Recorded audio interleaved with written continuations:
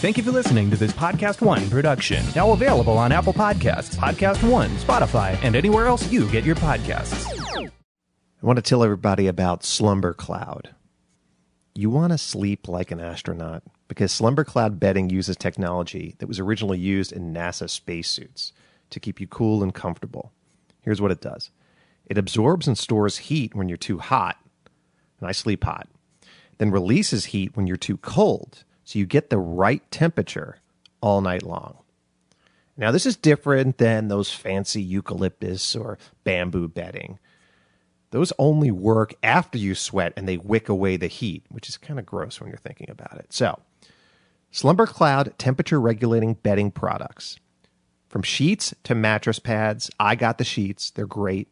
And they can be found online at www.slumbercloud.com.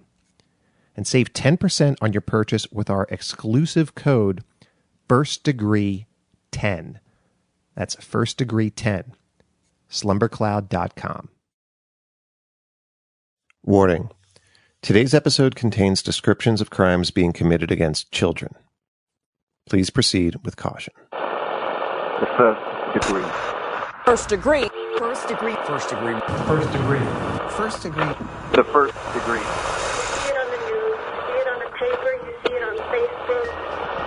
These things are supposed to happen in movies, not in real life.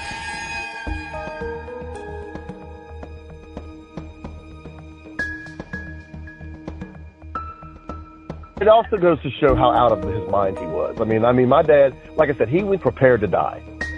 And when you're there, you're dangerous. Welcome to The First Degree, the true crime podcast that you might end up on. My name is Jack Vanek. I'm sitting far away from Alexis Linkletter and Billy Jensen. And before we get into the show, this is part 2 of the Jody Plauché story. So if you haven't listened to last week, go ahead and listen. And then you get to binge this one. So you'll have like 2 hours of The First Degree on this glorious Wednesday. So you guys, we're recording at 8:30 in the morning. This is the earliest we've ever recorded The First Degree. We usually love like a nighttime recording. Yeah. It's also 8:30 in the morning on a Tuesday. On a Tuesday. We're not sitting here with There's Bloody no Marys brunch. and Aperol spritzes. Yeah. No. This is not like a fun weekend vibe. We're all struggling a little bit, right? Yeah. So we apologize if we're less zippy than usual. Which, we got to get it in when we can. It's hard to correlate 3 people's busy schedules to be able to record this little fucker. It really is. And it's going to be hard to keep the energy up if we're not there to spontaneously tickle attack one another to boost morale. It's just one another shit. Whatever. Me and Jack usually bring the energy just fine, Billy. Yeah, you do. We don't need to be You guys tickled. are like a bundle of Richard Simmons energy right this morning. This morning, no. Not really. We're all struggle. I stand to be tickled, for sure. Billy, what day is it today? All right, today's August 11th, and it is, and I just got to do this, I'm sorry, Lex, it's National Raspberry Tart Day. There's too many cooked fruit holidays. It feels like a conspiracy. There really is so many cooked fruit holidays. Because I feel like we have these conversations several times a year. Mm-hmm. No, we have them at least once a month. Mm-hmm. And that's just a random Wednesday that these fall upon. So imagine all the other days that are, fruit cheesecakes and fruit tarts and pies. The jam maker's lobby is just strong. Yeah. It's rude. What else do we have, Billy? There's not much. World Calligraphy Day. Oh, okay. A lost art. I don't even think kids are being taught cursive anymore. No, they're not, I don't think. And then this one's for you, Jack. Play in the Sand Day. Why is that Why for is me? that for Jack? I don't know. It seems like a beach thing and playing in the sand. Do you know? Yeah. I feel like it's probably catered more towards children, but I'll take it. Why? Because the picture of Play in the Sand Day has a bunch of beach toys in it. Is that why? Little kids, yeah. I'll go play in the sand today. That sounds actually very glorious. So, it's also annual medical checkup day too. So I know you millennials, you think that you're indestructible, but you should get a checkup. Yep. Go 1 year gyno appointment, 1 year getting your body mapped for skin cancer. Make sure they check for scoliosis. You remember those awkward checkups in the closets of your gym classes? They'd be like, bend over, let me see your spine. I'm like, where's my mom? Yeah, that seems like questionable looking back on it. Very. What was the point of this? Seriously. Well, I think that is enough of that. So let's turn down the lights. And turn up your anxiety. Because this could be you.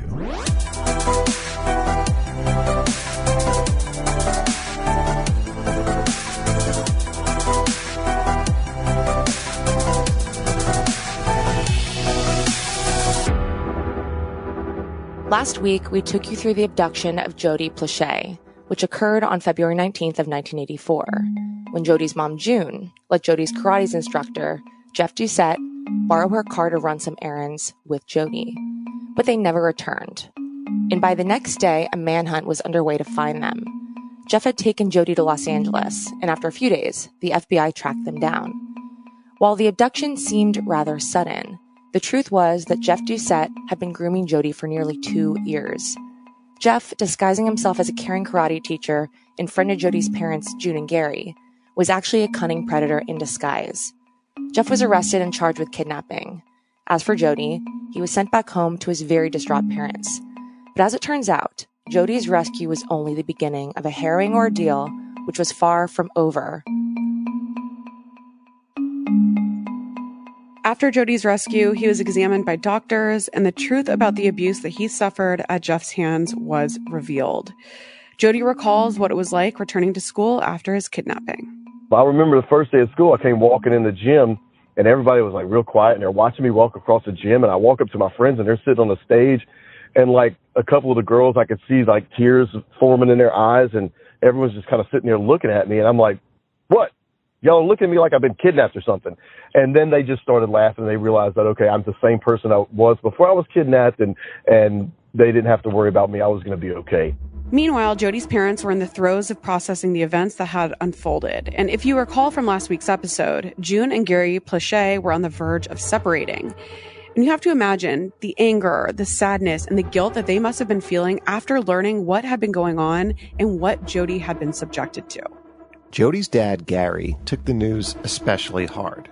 And while we're on the subject, there's more that you need to know about Jody's dad, Gary Plauché.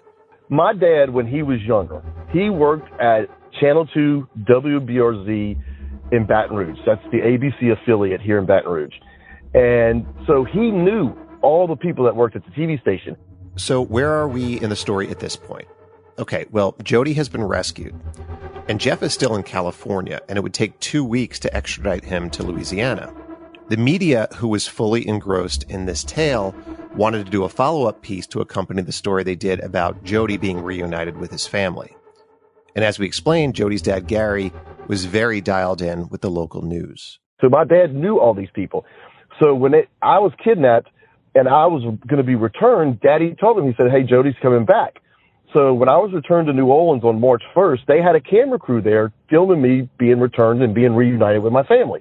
So when Jeff was ultimately extradited, the news planned on covering his return, and they intended to capture footage of him arriving at the airport. So a couple of weeks later, the police went out to California to get Jeff to bring him back to Baton Rouge, and Channel 2 was going to do a follow-up story of the kidnapping. And Gary, being the well-connected guy that he was, found out through the grapevine what time Jeff's flight would be landing in Baton Rouge. Well, one of the program directors told my dad they're bringing him back tonight at 9:08. And so my dad had this knowledge. So now Jody's father knew exactly where Jeff was going to be, and he knew exactly when he would be there. Now, the guy didn't think Daddy was going to do anything but maybe confront him or yell at him or punch him. So Channel 2 sent the crew up to the Baton Rouge Metropolitan Airport, and there was 2 police officers, Mike Barnett and Bud Connors. Mike Barnett had been involved with Jody's case from the moment June realized Jody had been abducted. So Mike Barnett is the one that was with my mother listening to the phone calls. He came walking around the corner, and they had the camera set up. And there were people that had gathered behind the camera to see, oh, what's about to happen? What are we going to see? So by this point, Jody's parents had a rapport with Deputy Mike Barnett, and he had sat there with Jody's mom and helped record the calls when Jeff was still on the run and holding Jody captive.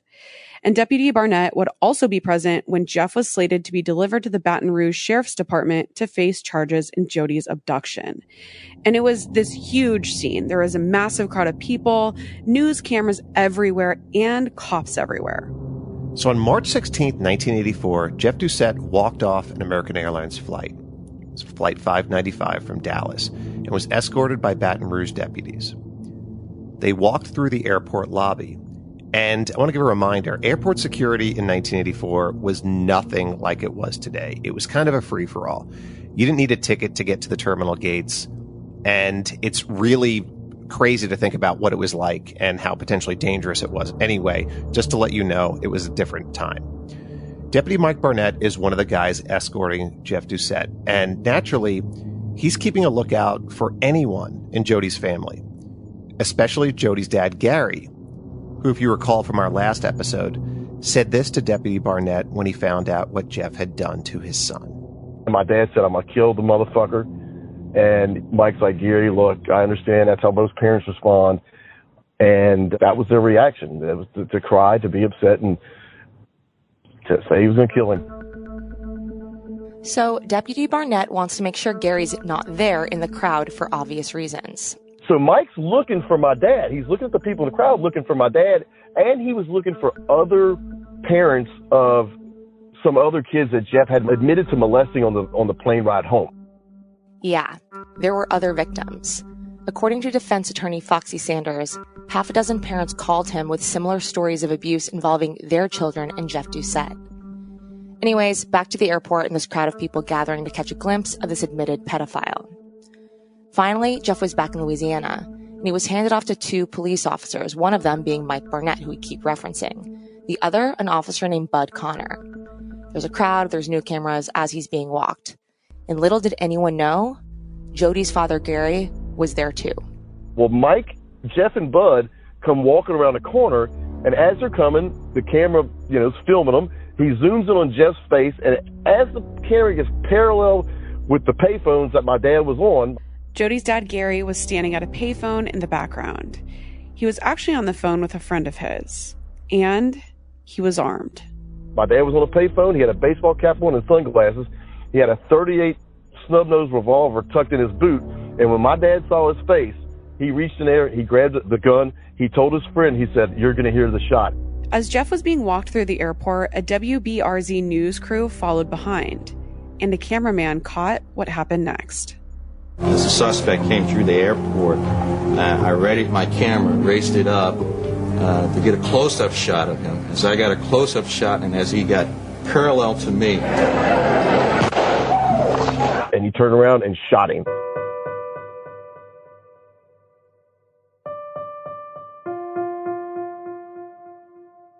You don't mess with people's kids, and we don't want to condone vigilante justice or violence.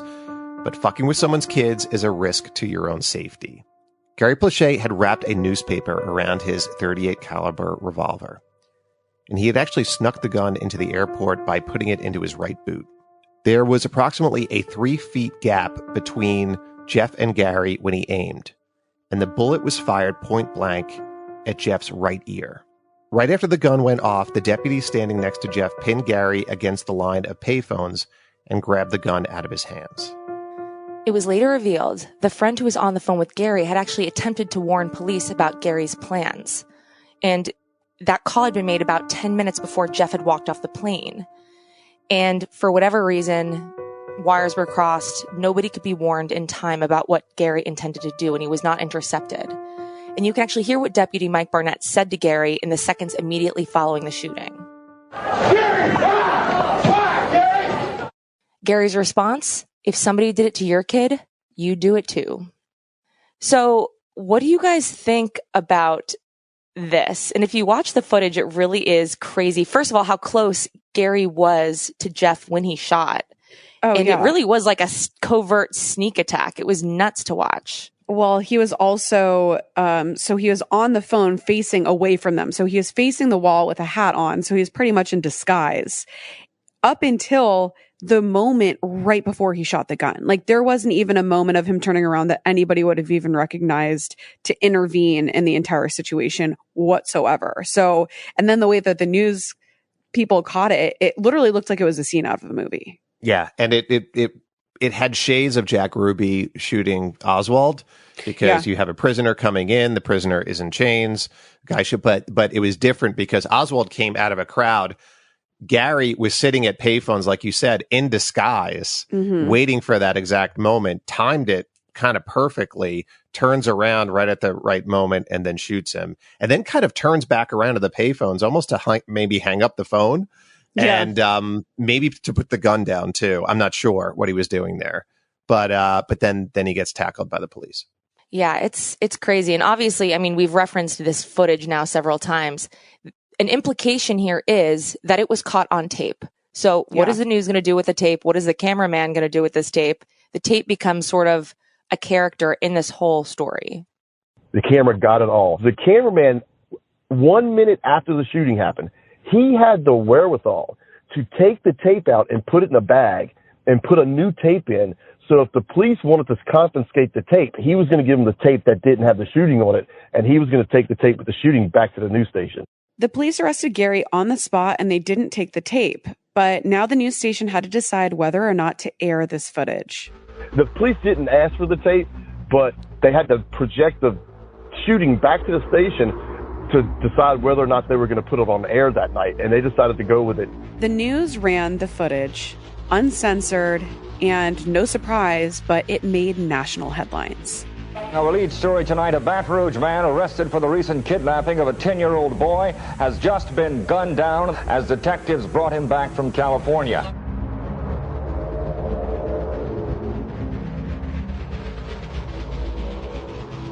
What do we think about the news's decision to not give the tape to police but air it? Is it sort of like they knew it would sell? Like, is it ethical to do this? I mean, what are our thoughts on their decision to run this footage nationally? Yeah, when I was taking a look at this, I didn't realize that this was the case. I had seen this footage before back in the day, but knowing that the cameraman hid the tape like that, that's what cameramen are trained to do, things like that. If they do catch something potentially, and a lot of times, particularly now when you're catching, it's catching police doing bad things. But I completely understand what the cameraman was doing as long as it gets out there. You know, the one thing about this crime being caught on camera is that you don't see the moment of impact. No. So you don't see, it's not like seeing JFK's head explode or something like that. You don't see the moment of impact, but you hear it and you see right before and right after. Yeah. I mean, is that not illegal for him to not give it to the police? If it I would assume that's considered evidence. You have to prove it. And it could be like, oh, we didn't know. Like, there's all ways around it. And it happens all the time. I mean, a great example is the Jinx, right? Like, their story is like it was found way deep in post. They didn't know it existed. Oh, they held on to that shit for months. Convenient, but again, prove it. Like, we can't prove they held it back on purpose, but whatever. All right. So you can Google this like we were talking about, and you can see it all for yourselves. The whole thing is shocking, but like Billy said, you don't see the moment of impact. So just an FYI, if you do want to watch it. So at this point, when he gets shot, Jeff Doucette's hands are still in handcuffs, and YouTube actually warns viewers before they press play that the video could be inappropriate or offensive. It really is a wild story. So after all of this went down, Gary was booked and taken to jail while Jeff was rushed to the hospital. And once he arrived, he was put on life support. Despite all the life-saving efforts, Jeff ultimately died around noon the next day. My dad was friends with everybody, loved everybody, but don't cross it. You screw around with one of his kids? No. So I wasn't shocked. I mean, I guess I have to be a little shocked, but knowing my dad, no, you don't cross my dad, but that's because he put so much trust into Jeff. He was hurt. He was hurt by Jeff. And then to find out what Jeff had done to me, Jeff had crossed that line, and it was either going to be my dad or Jeff that was going to die that night. There's no denying that this is a shocking case, and an even more shocking example of vigilante justice. And maybe not so surprisingly, the community reacted with strong support for Gary. For the most part, people believed Jeff got what he deserved. In a media interview, one woman even said that if it were her, she would have tried to shoot Jeff more than once. Another man said Jeff got justice and that Gary saved taxpayers' money by, quote, blowing Doucette away, unquote. Many people not only thought about Jody, but thought of the other children that Jeff had abused too. Now, let's shift the focus back to Jody's mother, June. What on earth was she thinking during all of this? I think my mother had just gotten home. She knew Jeff was coming home that night. She's walking through the house, and you know how they preview what's coming on the news? The guy goes, "Unknown assailant, guns down alleged kidnapper, details at 10. Well, my mother knew exactly who that was, and that's how she found out. Obviously, Jody was not at the airport when this happened and all went down, and he was 11. So how was it when he found out that Jeff was killed by his father? And did he watch the footage of the shooting at that time? They told me not to watch it. They're like, "Whatever you do, Jody, don't watch it." First thing I did was go watch it. I was very sad. I was a sad child. I remember going the day after, going behind the back fence, and I just sat down. I got away from all the commotion that was going on at the house, and I just sat down behind that back fence, and I just cried for about an hour. Cue the confusion in this 11-year-old's mind. It was just surreal. I mean, here I am with a dude that, I like Jeff. That's why I didn't tell on him. To see this person that you've been hanging out with for the last year, who you had some really good times with, we go to Astroworld. Hell, he took me to Disneyland while I was kidnapped. So it wasn't all bad. To see this guy being murdered by your father on freaking TV, it was kind of surreal. Jody was hurting. The whole Pluchet family was hurting. And on top of that, this case was one of the most high-profile Baton Rouge had ever seen. So the best thing Jody's mom could think to do was get her son out of town. Well, immediately after the shooting, my mother took us to go stay with my godfather in Biloxi, Mississippi. And so we stayed there for a week. Because we had people from the London Times coming wanting to interview us, and we weren't talking to the press. So we just got out of Dodge. Meanwhile, Gary Pluchet was charged with second-degree murder, and his bail was set to $100,000. After the weekend in jail, his friend posted a property bond, setting Gary free, but he still had to answer to his crime. His lawyer, Foxy Sanders, immediately sent Gary to a psychiatric ward because Sanders felt Gary needed to talk out his feelings about his son being sexually abused. Well, he was taken to jail and charged with attempted second-degree murder because Jeff technically didn't die until the next day because they put him on life support. My dad shot him on a Friday night, so he went to parish prison for the weekend. He couldn't get out because the bail bondsmen were off on the weekend. First thing Monday morning, one of his friends put up a property bond, and he was out. He was taken to a mental facility. He was evaluated for about a month, and then he came home. So on the heels of the shooting, something interesting was happening in the community. There was pretty much resounding support for Gary, and the community didn't want him to face prosecution. It's shocking, and we'll tell you all about it after the break.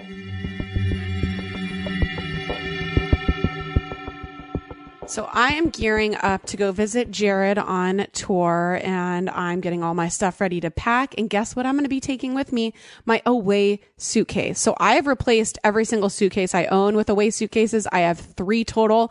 Maybe I need more. I don't know, but I love this brand so much, and you will too. So all of Away's suitcases are designed to last a lifetime. They have durable exteriors that can withstand even the roughest of baggage handlers. I've had some of my Away suitcases for years now, and they look brand new still. And every suitcase comes with an interior organization system that includes a built-in compression pad to help you pack more in, and a hidden and removable laundry bag that separates all of your dirty clothes. And there's a 100-day trial on everything that Away makes, so you can go try it out. And if it's not for you, you can return any non-personalized item for a full refund. So start your 100-day trial and shop the entire Away lineup of travel essentials, including their best-selling suitcases at awaytravel.com/degree. That's awaytravel.com/degree. Do you own or rent your home? Sure you do. Fortunately, Geico makes it easy to bundle your home and car insurance. It's a good thing too, because having a home is hard work. Go to geico.com, get a quote, and see how much you could save. Geico.com, easy. Do you own or rent your home? Sure you do. And I bet it can be hard work. You know what's easy? Bundling policies with Geico. Geico makes it easy to bundle your homeowners or renters insurance along with your auto policy. It's a good thing too, because you already have so much to do around your home. Go to geico.com, get a quote, and see how much you could save. It's Geico easy. Visit geico.com today. That's geico.com. I'm so excited to talk about today's sponsor, Sakara, because their meals are so delicious. I have a whole text chain with my parents that is dedicated to Sakara only. So Sakara is a nutrition company that focuses on overall wellness, starting with what you eat. Their organic, ready-to-eat meals are made with powerful plant-based ingredients and are designed to minimize your sugar cravings, boost your energy, improve your digestion, and get your skin glowing. And you know what? When you think about eating healthy, you think maybe you're going to sacrifice taste, but not with Sakara. Oh my gosh, I am drooling thinking about their meals. And along with delicious plant-rich meals, Sakara also offers daily wellness essentials like supplements and herbal teas to support your nutrition. Experience their best-selling Metabolism Super Powder and Metabolism Super Bar to control sugar cravings, reduce bloating, boost energy, and reduce fatigue. And right now, Sakara is offering our listeners 20% off their first order when they go to sakara.com/firstdegree and enter code firstdegree at checkout. That's SAKARA.com/firstdegree to get 20% off your first order. Sakara.com/firstdegree.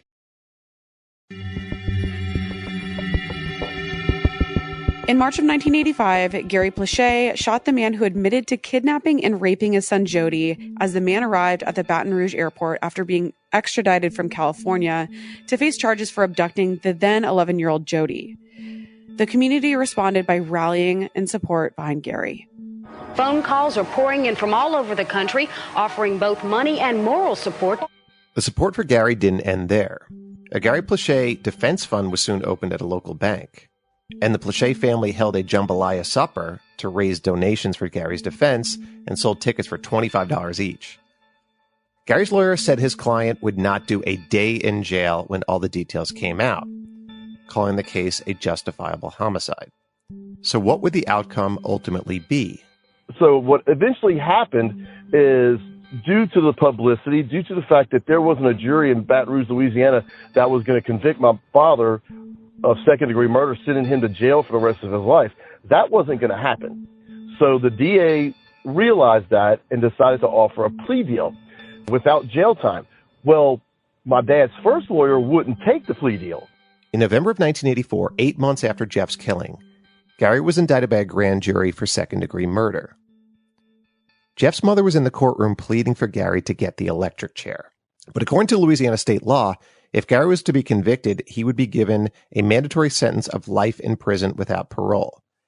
And that sentencing guideline still stands today. Right, but his lawyers had something up their sleeve. They could claim that Gary was legally insane during the murder because he was distraught over how Jeff had betrayed him and defiled his son. So the lawyers were trying to bring the charge down to either manslaughter or justifiable homicide. Everyone was struggling with the situation at hand.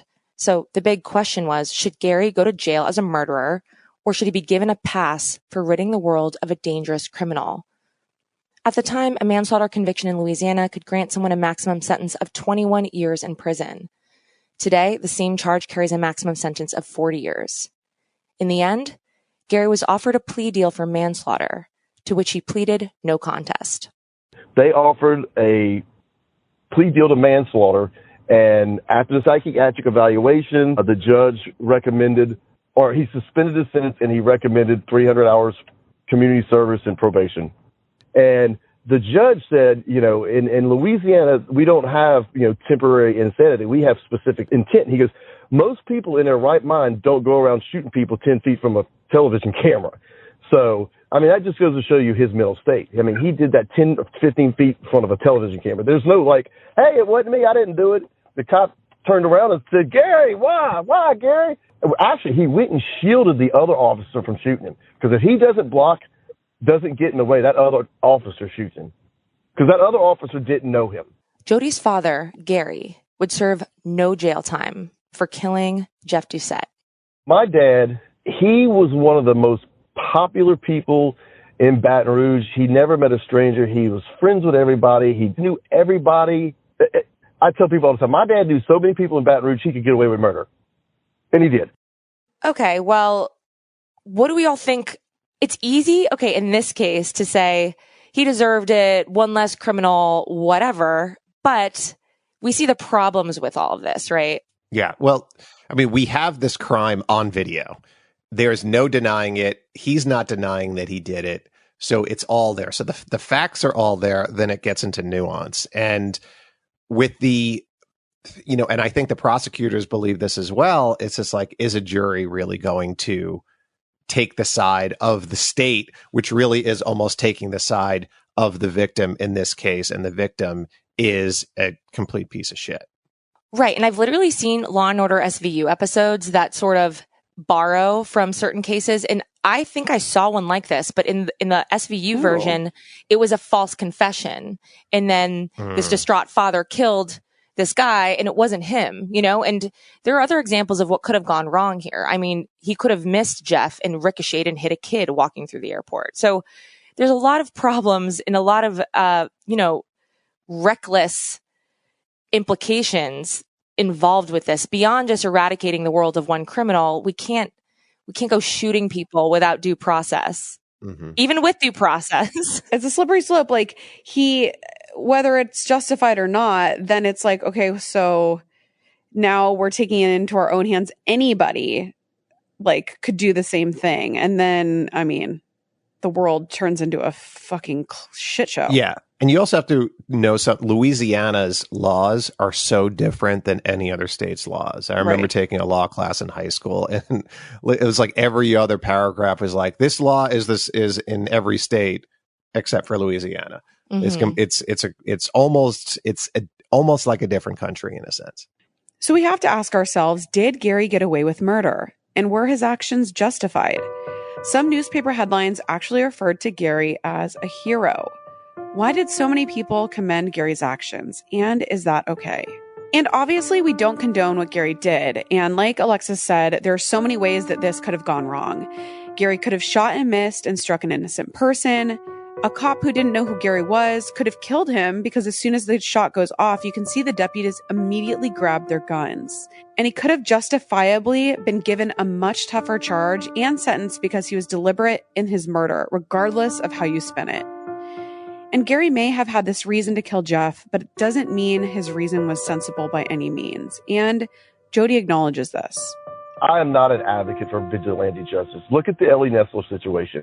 Ellie Nestler, her son was abused by a camp counselor at a Christian camp. And he was in court. Ellie Nestler went into the courtroom and shot him and killed him. Ellie ended up getting convicted, going to jail. She died of cancer, but her son, Willie, he's in jail right now, I think, for life, for murdering a guy who stole his work tools. Besides the example Jody just provided, there are many others where the law did not side with the person who killed someone who hurt a family member. It's a risk, and the odds are not in your favor. And as the dust of this super high-profile case slowly settled, Jody focused on healing and resuming life as a normal kid, one who would go on to excel in sports and his studies. High school, my senior year, I was a 4-sport athlete. I was quarterback, all district. I was the offensive MVP of the district. I was all district second baseman in baseball. I also ran track, but I just went back to being a high school kid. And it wasn't until years later, in 1991, that Jody started talking about his experience publicly, which would turn him on to his advocacy work. It wasn't until shortly after I graduated high school in 1991, we got a call from a producer from the Geraldo Rivera talk show. And it was a free trip to New York, is how I viewed it. So I was like, come on, let's go, Daddy. And so they had agreed they weren't going to do anything until I turned 18. And once I turned 18, they said it was up to me if I wanted to go be on a TV show. So I was like, yeah, let's go tell the story. We fly to New York. We do the show. So it aired June of 1991. A week or two later, I get a phone call from Mike Burnett, the same cop that was in the airport with my dad.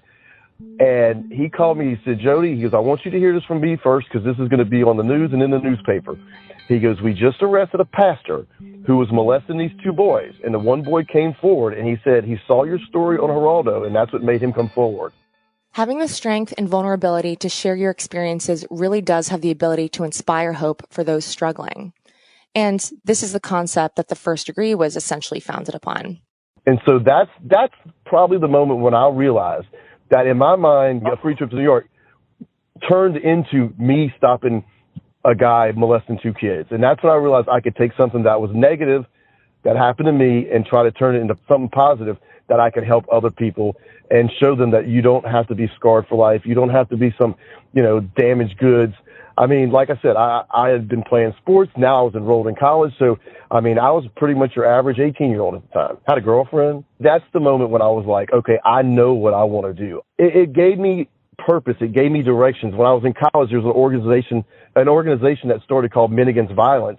And basically it was to get men as allies to fight sexual assault against women, like be teammates. And that led me to Victim Services Center of Montgomery County, Pennsylvania, in Norristown, Pennsylvania. And even now, when I do a presentation or a speech, there's this after presentation kind of little high, this little rush I get to where, okay, I've accomplished something now.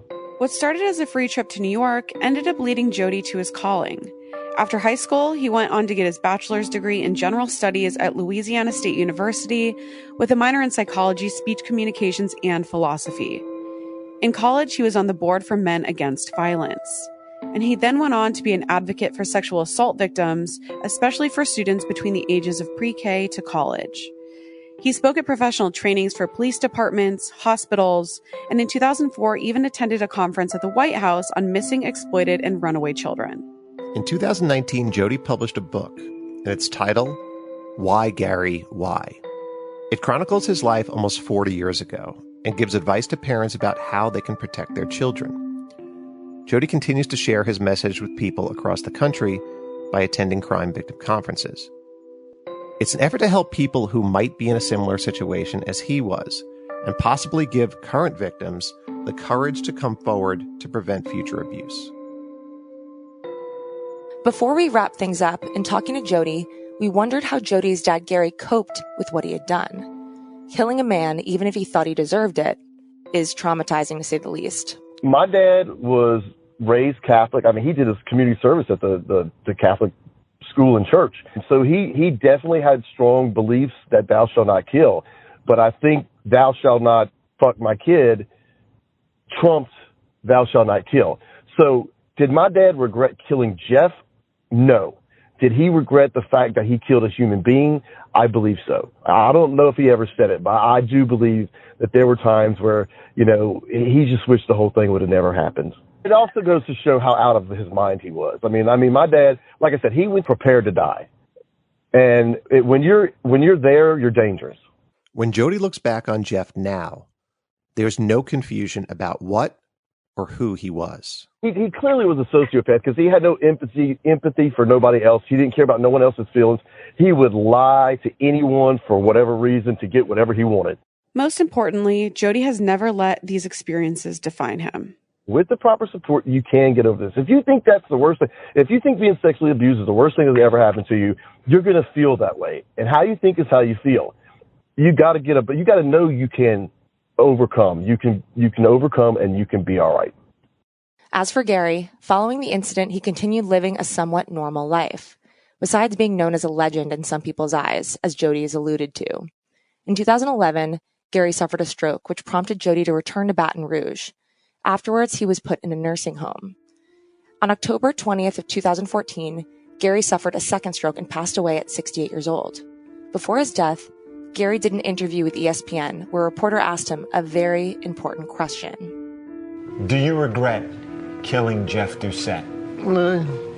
No. Would you do it again? Oh, yeah. Oh, yes.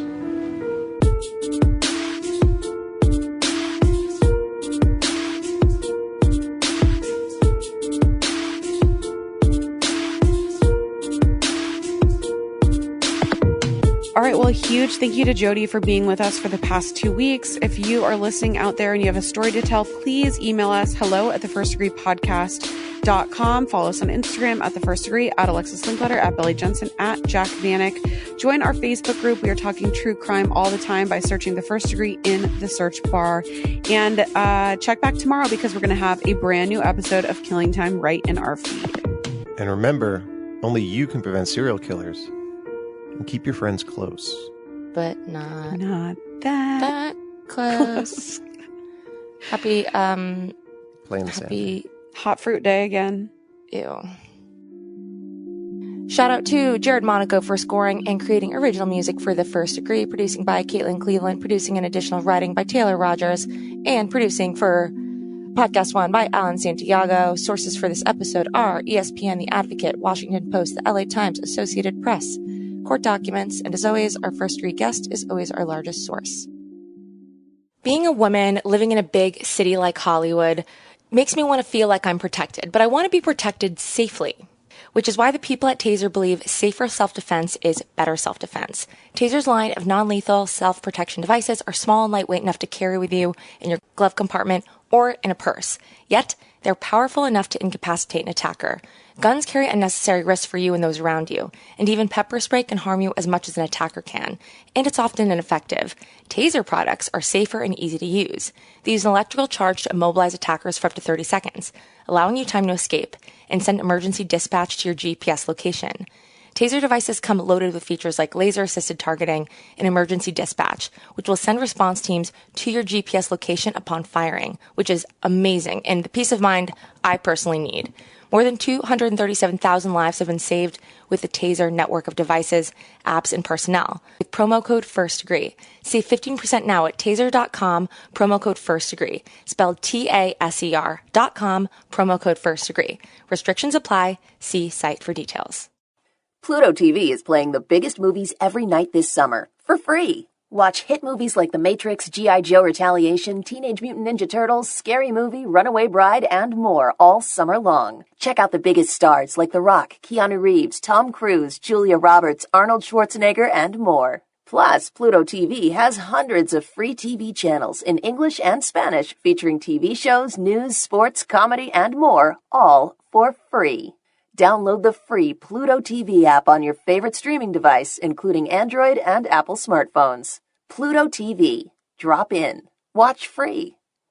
I want to tell you about a new podcast featuring two journalists with over 30 years of investigating experience, and they're also friends of mine, and I've worked with them, and I know that they're the real deal. Kelly McClear and Melissa McCarty are committed to finding the stories and mysteries that just couldn't be uncovered before.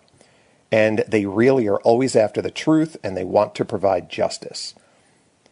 This isn't true crime from afar. These two are out there, traveling the country, hitting the streets, and talking to the victims' families, their loved ones, experts, and law enforcement.